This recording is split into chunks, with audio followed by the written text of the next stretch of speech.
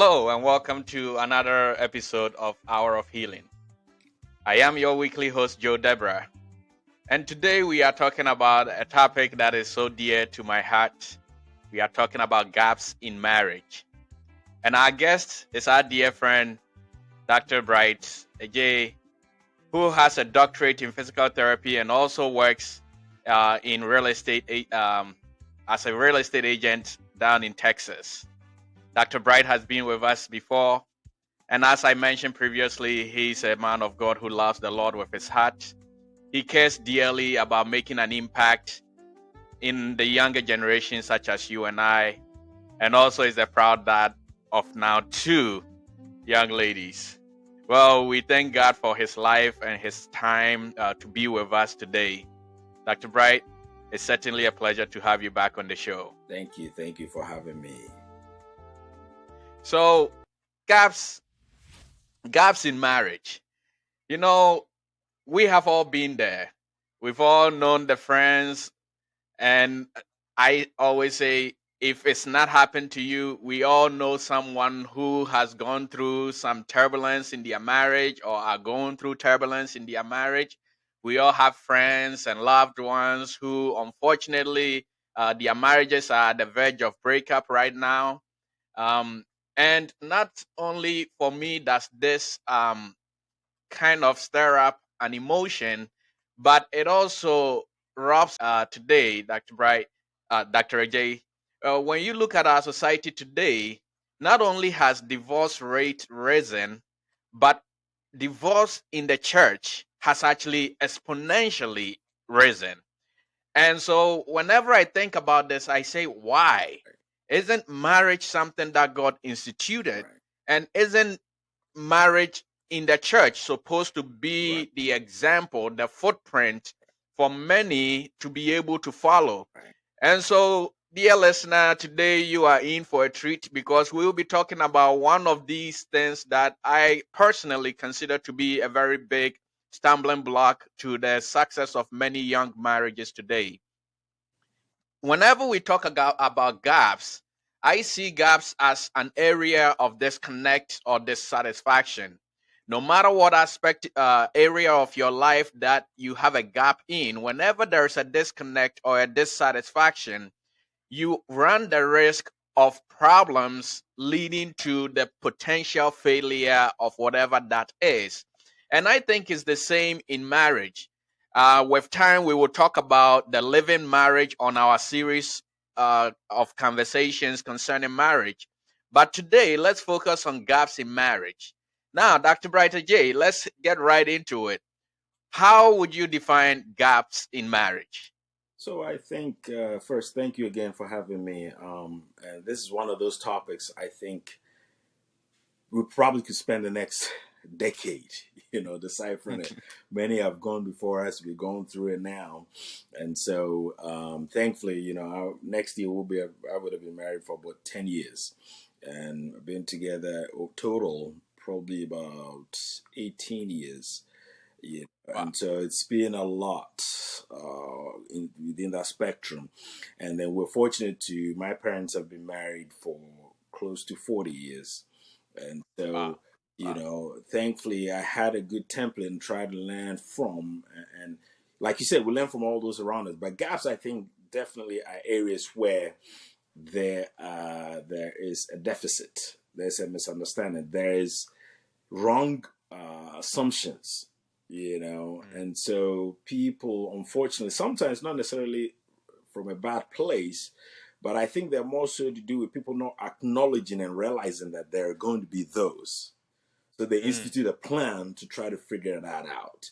There are a lot of people, even before they get married, there are certain preparations they have to go through individually and certain levels of maturity, especially I would use, so to speak, before you get into marriage. But a lot of people are ill prepared even before they start. And very few people can undergo the change while married. Mm. So Mm. it's twofold. Not only are they not prepared for the marriage, but once they get in there, they're not able to rise to the occasion quickly and go through that change to make it work. And so Mm. it's one of those things. You used to be, different cultures will have, you don't marry until you're a certain age, you're this, you're that. It's not necessarily to do with the age, but it's the individual. and the personality and the experience and the maturity, because most people come from different backgrounds, very Absolutely. different backgrounds, very different experiences, but the gaps exist in just about any and every area, finances, wealth, culture, you name it. But Mm, it's identifying those even before getting to it. But I think, especially with Christendom, because you emphasize that, which is sad, we confuse spirituality with personality and some of these other gaps.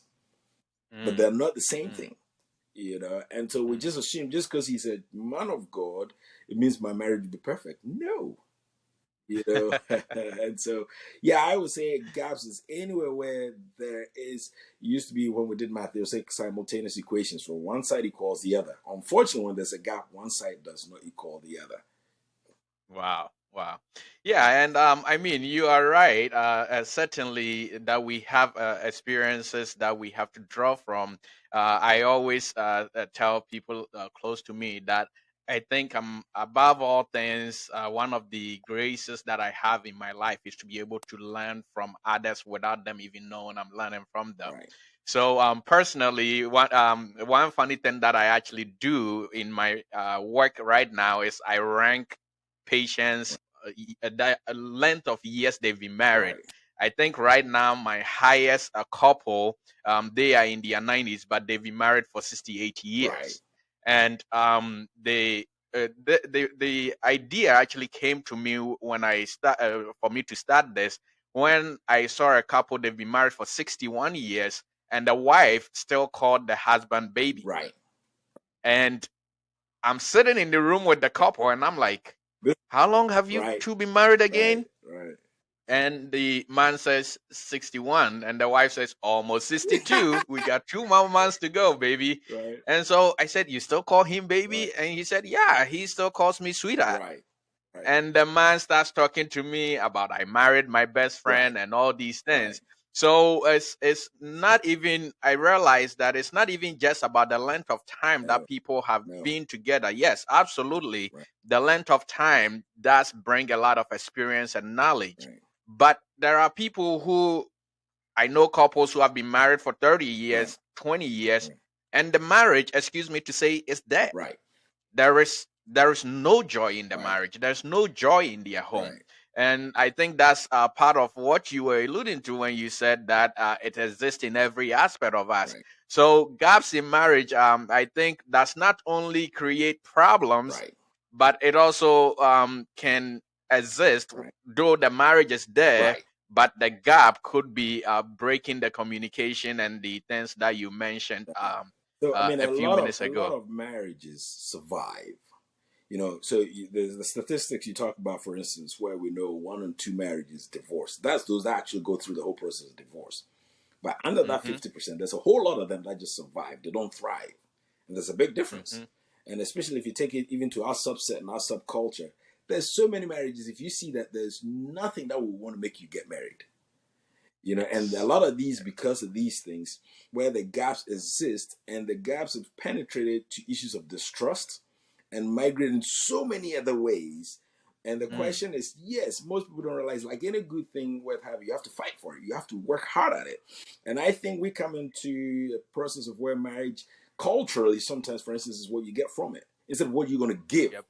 Most Yep. people, part of the gap to prepare themselves before they even get married is you have to look at it that when I go bear the responsibility with somebody else, what am I going to offer them? What do I have to offer?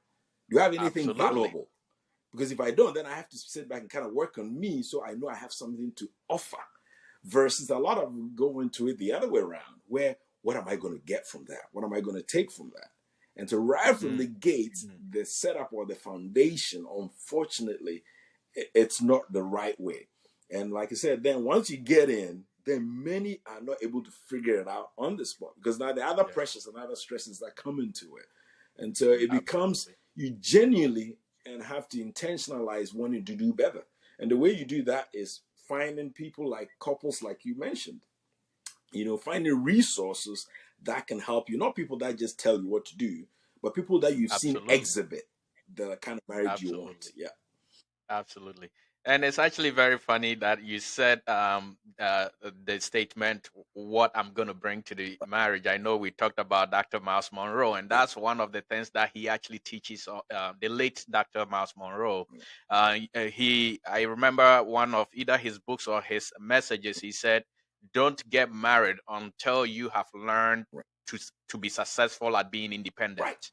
And I think that is what a lot of people miss, that we think being married will bring that independence, that right, freedom that I want. right, But if you are not responsible as a single person, that same right, attitude is what you draw in right, into being married.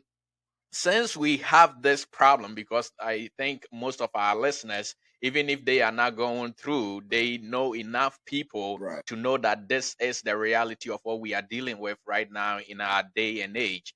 How do couples who unfortunately did not do the pre-assessments right. themselves, they did not learn to thrive as individuals or as single people before they got married, now they are married, how do they go about identifying some of these gaps and the causes of these gaps? I think one of the first things they have to do is you have to ask yourself, what's the purpose of being married?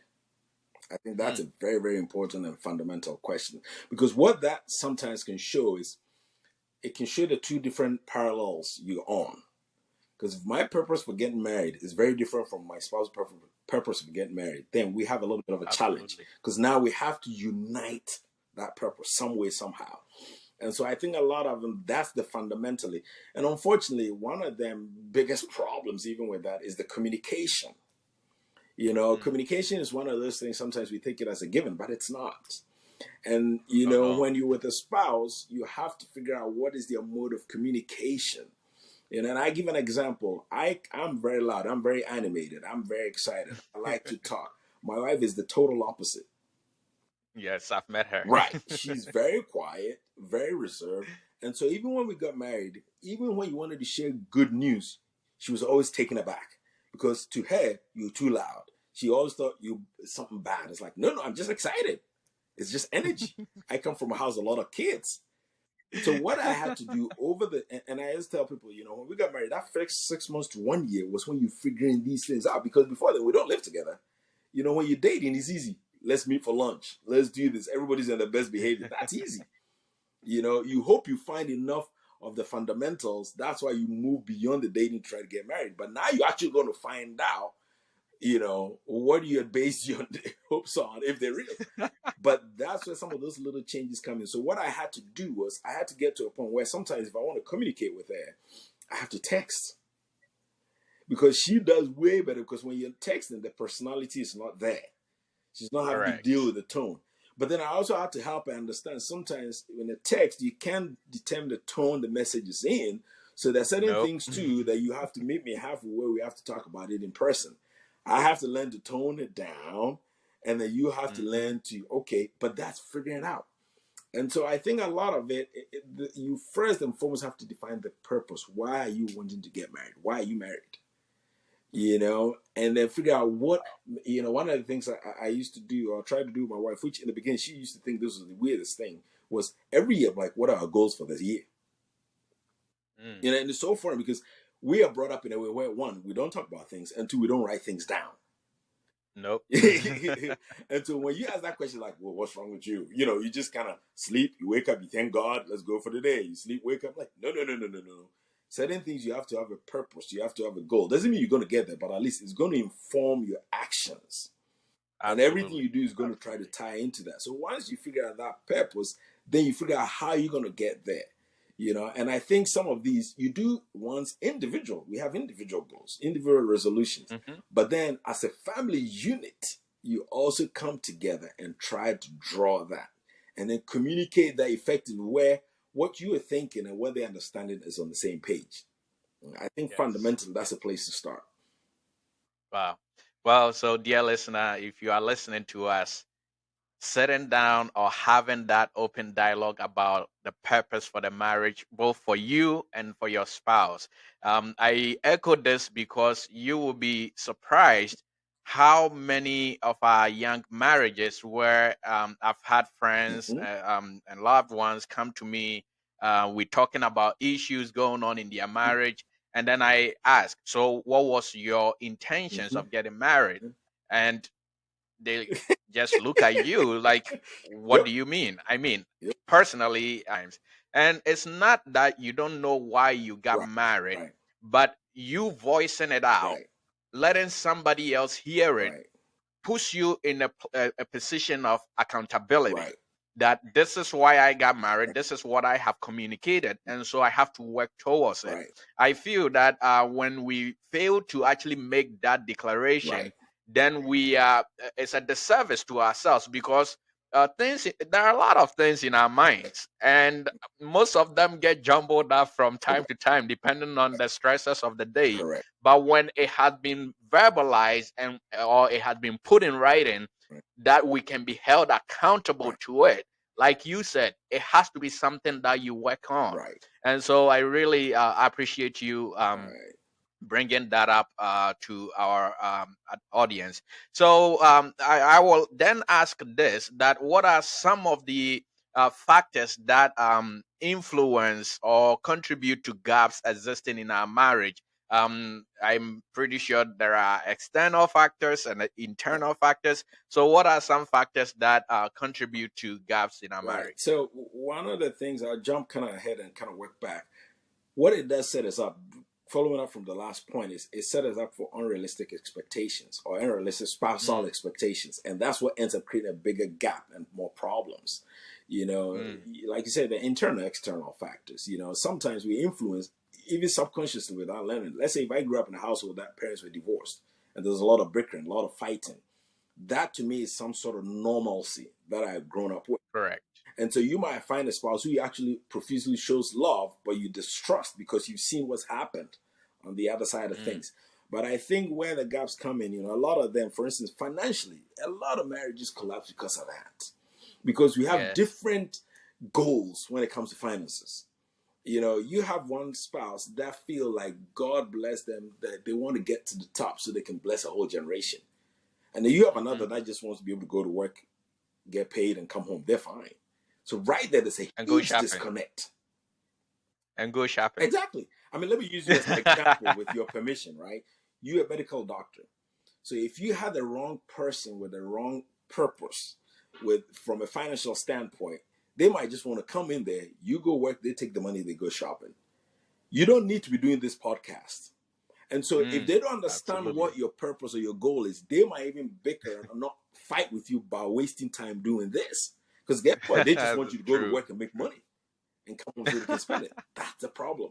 And so I think finances is a huge part I always start from, because there's so many people where there's the assumption is one is Mm, going and thinking, what is the financial plan? We're going to save together. Well, one is going and thinking, no, you save your money, I save my money. And that's not mm, communicated. You take a absolutely. state like Texas. Once you get married, it's community property, right? Yep. But then I have couples who, when they went into the marriage, the understanding was we'll contribute towards common bills. The rest of it, you save your money and I save my money. And then now they're going Yes. through a divorce, but then now the other one wants the money from the other person. And he made a quote unquote comment. He's like, this is now I understand why people kill people. It's a Mm, sad, sad realization, but you could see where he's coming from. He was yeah. talking about the fact that when it used to be, why don't just people divorce? Why would people, divorce is bad, but why would people go to the extent of also killing other spouses?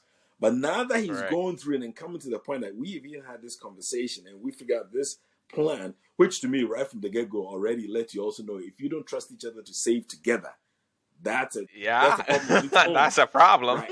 But to him, if we had figured out this is the plan we're going to go, and then now, because maybe we thought someday we might separate, that's why we went this plan anyways. But yet you still want to double cross me that way, we got a problem. Hmm.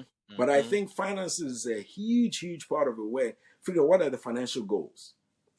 Somebody may be wanting to do the financial independence, retire early, where they want to retire when they're 30 or 40. The other person, like, nope, I don't see the need to stress myself. I'm going to wait till I'm 60, 65. Hmm. What are the financial goals? That's where some of the gaps, because one may be frugal. That's where the gaps are. They may Yeah. have grown up where Yeah. they save, they can't come from many, and so they know what it is to be found wanting. So they have learned from that Correct. experience and never want to be back there. Well, you have another that never lacked. So they are not used to, or they're used to spending money any which way. They don't know what's a budget. Mm. That's a gap in Mm. marriage. And so it's about the two finding out a way to communicate and come up with a plan that works for both. One might help the other maybe not be as stingy. One might help the other also tone down the spending and realize things can change. I can be involved in an Absolutely. accident today, and then what happens? That income is not coming back in. That's Mm. one of the things. Another thing is just culture. Mm-hmm. Culture. Mm-hmm. A lot of it culturally, there's certain expectations. I am fortunate. A lot of my family are married to Westerners or Caucasians, so to speak, right? And from our culture and our background, you get married, it's a whole family affair, a whole Yes. family deal, extended family. Well, when they first got married, some of my aunties they understand. What do you mean you're supposed to take care of ABC? That's not your job. you know so there's a lot of that where there has to be that preparation, that communication, that education, Mm-hmm. to try to rise up to where there's some sort of common ground or common understanding. It won't be perfect. Marriage Yeah. is a struggle. You won't get it all, but that's one Mm-hmm. of the things. Maturity.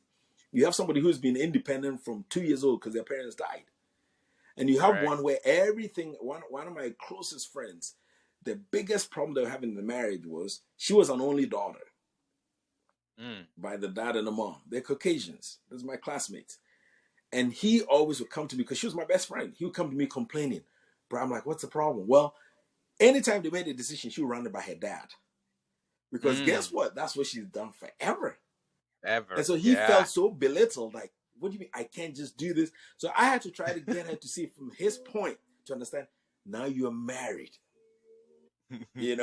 And so even if you're going to, instead of always going to dad, they would make a decision. Oh yeah, great, let's do this. And then before he knows, dad is calling. It's like, are you kidding me? So some of these problems they're not bad. It's just depend on how we go about it. We can make it work. But Absolutely. if we just assume and just realize, like you said, it's in my mind, they know. Let's talk about even intimacy. We talk about gaps in marriage. Talk about intimacy. It's a huge part in Mm-hmm. marriages. The expectation levels or what somebody may have come from a background where, because of how they were indoctrinated, they see it as a bad thing, even in marriage, Yes. even in the concept of marriage. And you have another where that's not anywhere near. Now, if you don't have that communication and figure that out, there are always going to be one dissatisfied partner who may find as a justification to then cheat, because Yeah. they might be able to Yeah. express themselves openly and freely with somebody they think they're compatible with. But a lot of people I find don't have some of these discussions. For instance, how many children? One says they never want kids.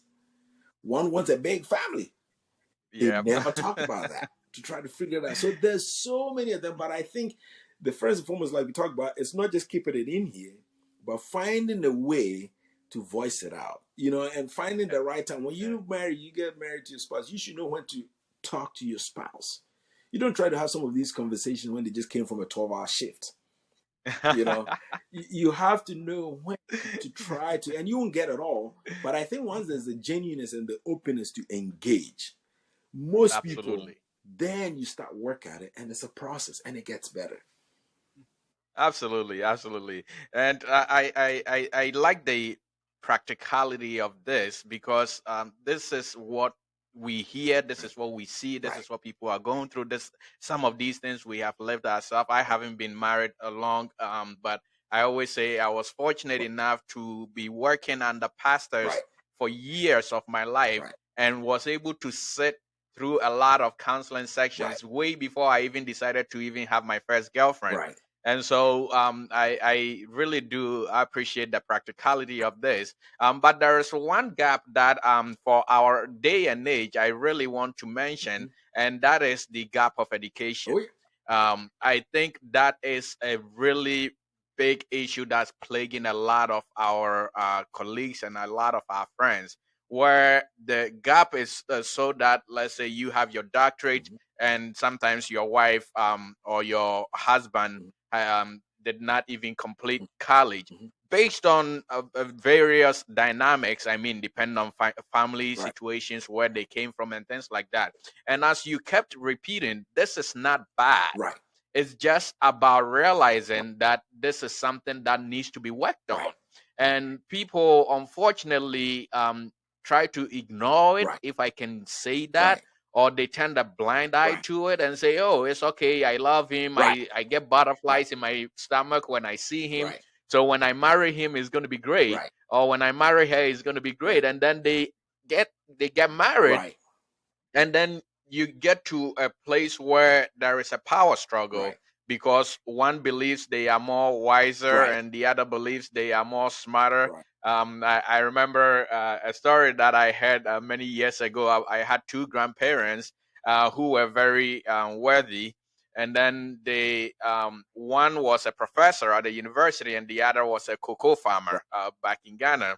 So there was a family dispute. I wasn't present. This right, is a story being told to me by my grandmother, and she says the professor is trying to explain why they should do things this way and all that, right, and then the cocoa farmer just got up and said, "Listen, you have book knowledge, and that is worthless when it comes to this family. right, I have farm knowledge, right, and it's the best right, knowledge there is." right, I say that jokingly, but that is kind of what happens in marriages a lot of time when I talk about gap in education. right, That one believes that, hey, I have street knowledge, right, and that is the best form of knowledge, and the other believes I have academic knowledge, that's the best form of knowledge. And until there is a conversation or a dialogue about this, so that they come to an understanding, really, it becomes a big gap, right.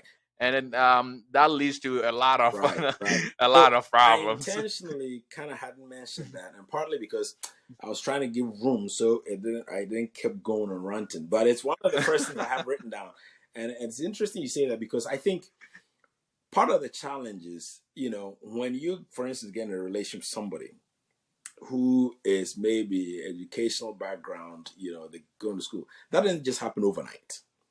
So you Hmm. knew that going into it.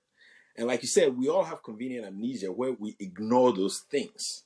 Because at that time, we're looking at, oh, I'm excited. Oh, he's a good. And my biggest thing, especially with Christian couples, oh, he loves God. So to them, that's it. But what does loving God mean? Right? They don't Exactly. even investigate that down further. But the whole idea is, oh, the same thing that drew them to you as the status symbol. Oh, it's Dr. Joe, Dr. Deborah. That same thing will become a bane once you get married. Well, why are you gone all Yep. the time? Whose patient is calling you at this point of the hour? And Hmm. my biggest thing in life is everyone is a lifelong learner. I am exactly like where, to Absolutely. me, my patients are one of my biggest resource, in the sense that, like you said, you may be healing them medically, but guess what? You're learning from them. In this case, for instance, in Absolutely. terms of marriage, because when you peel a lot of things back, we all the same. We all want the same Hmm. thing: Hmm. peace, respect, to be able to provide all those similar things. All we all want. We may be different, go about it differently. And so I always, anytime I come across people, I see them as a resource. And a lot Yes. of these things, the reason why it goes back to that first question is, what am I going to give in marriage? Is then when you really understand what marriage is about, it's not about the other person. It becomes about what you can do and how you're going to go about it, to make sure it works. And so, even if you're the one that's least educated, or even if you're the one that's most educated, you're going to go about it in a way that you can make it work. It's not about lording Absolutely. over the other. Sometimes, always knowing our roles, right? Indeed, you may be the formal educator, but then I had a couple. One of my very good friends around. He's one of the chiefs here, and I was having a conversation with him, and I was pricking him some of these little things. And he's much older than me, and he said, Mm. Bright, in my house, my wife runs the finances. Because if I run the finances, we'll be broke. And I said, you know Absolutely. what? You're a very smart man. Because I know culturally where we're coming from, that's not a thing Hmm. to say, especially even out loud to another person. That as Oh the man yeah. of the house, your wife runs the money. But he was wise enough to know, knowledge is one thing, but wisdom is another thing. Where he Oh knows, yes. if I run this house, we'll be broke. But if I let my wife, and I say, at the end of the day, guess what? Then you get, it's all about the results, right? Now you both get what Hmm. you're wanting. Sometimes it's knowing your Absolutely. role. The education is good for certain things, and then the street knowledge is good for certain things. It's about working together. Let me help you, because Mm. education, anybody, if they choose to, can be, can get educated. It's not education, not the only key to success in this life. It's about finding your Absolutely purpose. not. But anybody who chooses to, same way, can learn about educating themselves around the house. But I say, that's somebody who's been raised, who's cultured, who knows how to run a home. And so you can come with your degree and go marry Dr. or Professor so so and so. She will go marry Professor so and so. Guess what? Your husband will go after her. Because Yep. when it comes to it, it's about complementing each other.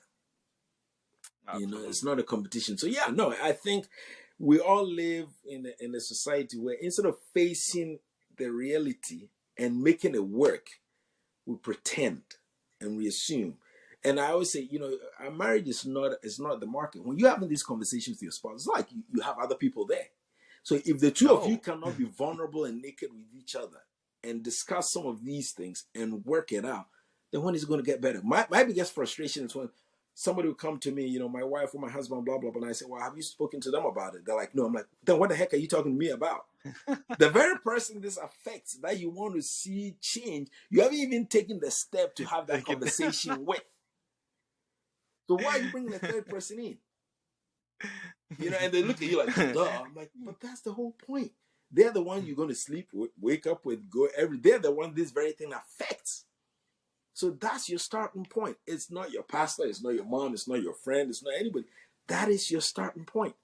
It's trying to figure out, and if you've been with somebody enough, you should also know how you communicate with them.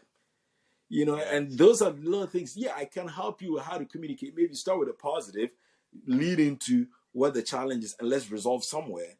But you have to have a way of communicating with the spouse first Absolutely. before you bring. So these gaps, they're everywhere anywhere, and they can become strengths if you use them correctly.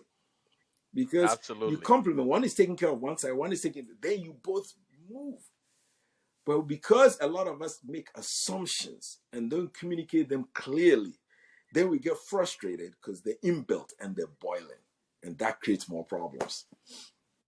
Well, I think that's a good segue to end the first section on this. Right. And I like something that you said. That you said when handled accurately or appropriately, it can become strength for the marriage.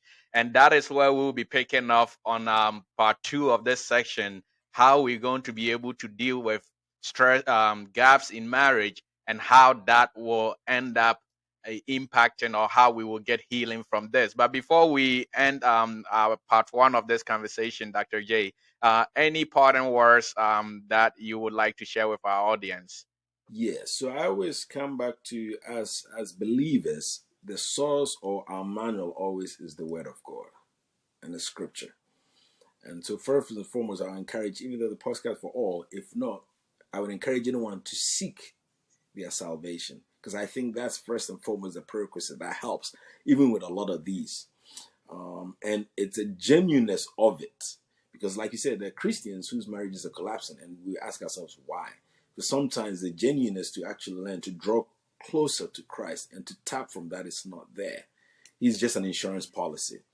But I can Absolutely. encourage you and everyone that if indeed genuinely says if we seek him, if we he will find us. When we commit all our ways to him when it comes to marriage, just like any other facet of our life, we can't do it by our own strength. As we talk about these things, it's not easy. If it was easy, a lot of us would have done it. It's all about understanding and seeking the help constantly and daily from the Spirit. Because when it comes to marriages, it's two. And sometimes, as one, there's only so much you can do. But with help from above, we don't convict, we don't change people. The Spirit of God does.